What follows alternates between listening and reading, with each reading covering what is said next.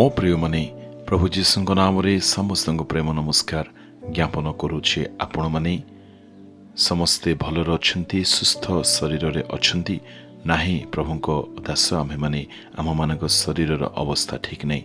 ଆପଣମାନେ କ'ଣ ଏହା ଆଜି ପ୍ରକାଶ କରୁଛନ୍ତି? ଆପଣଙ୍କ ସ୍ଥିତି କ'ଣ ଆଜି ଏହା ଅଟେ ଯେ ଆପଣଙ୍କ ଦେହ ଜମା ଭଲ ରହୁନାହିଁ, ବାରମ୍ବାର ମେଡିକାଲ ଯିବାକୁ ପଡ଼େ, ଆପଣଙ୍କର ଅବସ୍ଥା ଏପରି ହୋଇଯାଇଅଛି ଯେ ଔଷଧ ବିନା ଆପଣଙ୍କର କୌଣସି ଦିନ ମଧ୍ୟ ଅତିକ୍ରମ ହେଉନାହିଁ। ତେବେ ଆଜିର ବାକ୍ୟ ଆପଣଙ୍କ ନିମନ୍ତେ ଯେରେମିୟା 30 ଅଧ୍ୟାୟର 17 ପଦ। ଆମ୍ଭେ ତୁମ୍ଭକୁ ଆରୋଗ୍ୟ ପ୍ରଦାନ କରିବା, ପୁଣି ତୁମ୍ଭର ଘା ସବୁ ସୁସ୍ଥ କରିବା। ଆମ୍ଭେ ତୁମ୍ଭକୁ ଆରୋଗ୍ୟ ପ୍ରଦାନ କରିବା, ପୁଣି ତୁମ୍ଭର ଘା ସବୁକୁ ଆମ୍ଭେ ସୁସ୍ଥ କରିବା। ଏଠାରେ ଦୁଇ ଗୋଟି କଥା ପରମେଶ୍ୱର ଆମ୍ଭମାନଙ୍କୁ ପ୍ରକାଶ କରି କହୁଅଛନ୍ତି ଯେ ସେ ଆମ୍ଭମାନଙ୍କ ଶାରୀରିକ ଅସୁସ୍ଥତାକୁ ସୁସ୍ଥତା ପ୍ରଦାନ କରିବେ। ପୁଣି ଅନେକ ସମୟରେ ଆମ୍ଭେମାନେ ମନରେ ଆଘାତ ବା ଆମମାନଙ୍କ ହୃଦୟରେ ଅନ୍ୟମାନଙ୍କ କଥା ଦ୍ୱାରା ଆମେମାନେ ଆଘାତ ପାଇଥାଉ, ତାହା ଆମମାନଙ୍କୁ ବହୁତ ଯନ୍ତ୍ରଣା ଦେଇ ଘା ପରି ହୋଇଯାଇଥାଏ। ପରମେଶ୍ୱର କହୁଛନ୍ତି ସେହି ଘାରୁ ମଧ୍ୟ ସେ ଆମ୍ଭମାନଙ୍କୁ ସମ୍ପୂର୍ଣ୍ଣ ଆରୋଗ୍ୟତା ପ୍ରଦାନ କରିବେ। ଅନେକ ସମୟରେ ଲୋକମାନଙ୍କର କଥାଭାଷା ଆମ୍ଭମାନଙ୍କୁ ବହୁତ ବାଧେ, ବହୁତ ଆଘାତ ଦେଇଥାଏ, କିନ୍ତୁ ସେ ଯେ କି ଆମ୍ଭମାନଙ୍କ ଆରୋଗ୍ୟଦାୟକ କିରଣ ଅଟନ୍ତି, ଆରୋଗ୍ୟଦାୟକ ଈଶ୍ୱର ସଦାପ୍ରଭୁ ଯେହୋୱା ରାଫା ଅଟନ୍ତି। ସେ ସମ୍ପୂର୍ଣ୍ଣ ରୂପେ ଆମମାନଙ୍କୁ ଏ ସମସ୍ତ ପ୍ରକାର ଶାରୀରିକ, ପୁଣି ଆମମାନଙ୍କ ହୃଦୟର ଯେଉଁ ବେଦନା ବା ଅସହ୍ୟ ରୋଗ ରହିଅଛି ସେଠାରୁ ସେ ଆମମାନଙ୍କୁ ସମ୍ପୂର୍ଣ୍ଣ ଆରୋଗ୍ୟ ପ୍ରଦାନ କରିବେ ବୋଲି ଏହି ବାକ୍ୟରେ ଆମମାନଙ୍କୁ ସେ ସାନ୍ତ୍ୱନା ଉତ୍ସାହ ପ୍ରଦାନ କରୁଅଛନ୍ତି। ମନେ ରଖୁ ପ୍ରଭୁଙ୍କ ପ୍ରିୟ ଲୋକମାନେ, ସେ ଆମ୍ଭମାନଙ୍କ ଯାତନା ସବୁ କ୍ରୁଶରେ ଆପେ ବହନ କରିଅଛନ୍ତି, ଯେଉଁରେ ଆମ୍ଭେମାନେ ତାହାଙ୍କ ପ୍ରହାର ଦ୍ୱାରା ସୁସ୍ଥତା ଲାଭ କରିପାରିବା। ଏପରି ଈଶ୍ୱରଙ୍କ ବାକ୍ୟକୁ ଆପଣମାନେ ଘୋଷଣା କରନ୍ତୁ, ପୁଣି ସେସବୁକୁ ଅନୁଭବ ନିଶ୍ଚୟ କରନ୍ତୁ। ଚେନ୍ନାଇରେ ଥରେ ବହୁତ ବଡ଼ ବ୍ୟବସାୟୀ ଭାଇ ଜଣକ ମୋ ସହିତ ତାଙ୍କ ଜୀବନର ଘଟଣାକୁ ସେ ମୋତେ ପ୍ରକାଶ କରିଲେ।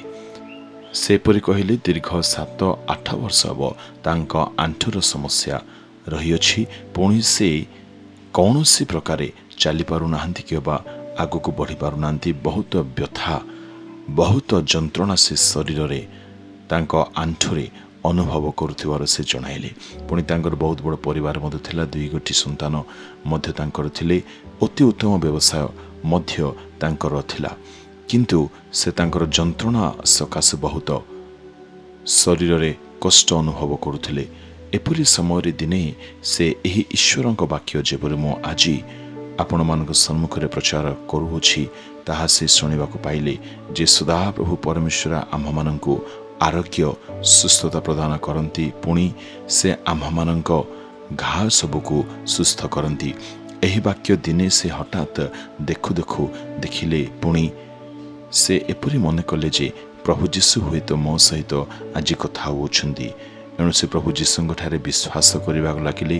ପୁଣି ତାଙ୍କର ସମସ୍ତ ବ୍ୟଥା ନିମନ୍ତେ, ଯନ୍ତ୍ରଣା ନିମନ୍ତେ ସେ ଭୋର ପ୍ରାତଃ ସମୟରେ 3ଟା ବାଜି ଉଠି ପ୍ରାର୍ଥନା କରିବାକୁ ଲାଗିଲେ। ପୁଣି ପ୍ରଭୁ ଯୀଶୁଙ୍କର ଅଦ୍ଭୁତ ଏକ ଶକ୍ତି ତାଙ୍କ ଜୀବନରେ ସେହି ରୁମ୍ରେ ଆସିଲା। ପୁଣି ସେ ତାକୁ ଅନୁଭବ କରିଲେ ପରେ ଦେଖିବାକୁ ପାଇଲେ ଯେ ତାଙ୍କର ସମସ୍ତ ଯନ୍ତ୍ରଣା ବ୍ୟଥା ସମ୍ପୂର୍ଣ୍ଣ ରୂପେ ଦୂରୀଭୂତ ହୋଇସାରିଅଛି। ପୁଣି ସେ ସମ୍ପୂର୍ଣ୍ଣ ନିଜ ବ୍ୟଥାରୁ, ଆଣ୍ଠୁର ସମସ୍ୟାରୁ ସେ ଆରୋଗ୍ୟତା ଲାଭ କରିପାରିଛନ୍ତି। ପ୍ରଭୁଙ୍କ ନାମର ଗୌରବ ହେଉ। ମୋ ପ୍ରିୟ ପ୍ରଭୁଙ୍କ ଲୋକମାନେ, ଆମେମାନେ ଏହି ବ୍ୟବସାୟୀ ଭାଇଙ୍କ ଠାରୁ ଶିଖିବା ଦରକାର ଯେ ସେ ଭାଇ ଜଣକ ପ୍ରଭୁଙ୍କ ବାକ୍ୟକୁ ଶୁଣିଲେ, ବାକ୍ୟରେ ବିଶ୍ୱାସ ସମ୍ପୂର୍ଣ୍ଣ କରିଲେ। ପୁଣି ପ୍ରଭୁ ଯୀଶୁ ଯେ ଆଜି ମଧ୍ୟ ସୁସ୍ଥତା ଦାନ କରନ୍ତି, ଘା ସବୁକୁ ସେ ଆରୋଗ୍ୟ ପ୍ରଦାନ କରନ୍ତି, ଏହା ସେ ବିଶ୍ୱାସ କରିଲେ। ପୁଣି ଜୀବନରେ ସେ ପ୍ରଭୁ ଯୀଶୁଙ୍କର ଅଦ୍ଭୁତ ଶକ୍ତିକୁ, ଆଶ୍ଚର୍ଯ୍ୟ ଶକ୍ତିକୁ ଅନୁଭବ କରିପାରିଲେ, ସାକ୍ଷ୍ୟ ପ୍ରଦାନ କଲେ। କ'ଣ ଆଜି ଆପଣ ଏହା କହିବା ନିମନ୍ତେ ପ୍ରସ୍ତୁତ ଅଛନ୍ତି? ପ୍ରଭୁ ଯୀଶୁ, ତୁମେ ନିଶ୍ଚୟ ଆରୋଗ୍ୟକାରୀ ଈଶ୍ୱର ଅଟ, ତୁମେ ନିଶ୍ଚୟ ମୋର ସମସ୍ତ ବ୍ୟଥାକୁ, ଯନ୍ତ୍ରଣାକୁ, ଅସୁସ୍ଥତାକୁ ନେଇଯିବ, ପୁଣି ମୋତେ ସମ୍ପୂର୍ଣ୍ଣ ସୁସ୍ଥତା, ଆରୋଗ୍ୟତା ପ୍ରଦାନ କରିବ। ତେବେ ପ୍ରଭୁଙ୍କ ଲୋକମାନେ ଆସନ୍ତୁ, ଆମେମାନେ ପରମେଶ୍ୱରଙ୍କୁ କହିବା, ପ୍ରଭୁ ଯୀଶୁ, ତୁମ ହସ୍ତରେ ମୁଁ ଆପଣାର ସମସ୍ତ ଅସୁସ୍ଥତାକୁ ସମର୍ପଣ କରୁଅଛି। ତୁମଠାରେ ଯେ ଶକ୍ତି ଅଛି ଏହା ମୁଁ ବିଶ୍ୱାସ କରୁଅଛି ପ୍ରିୟ ପିତା ପରମେଶ୍ୱର।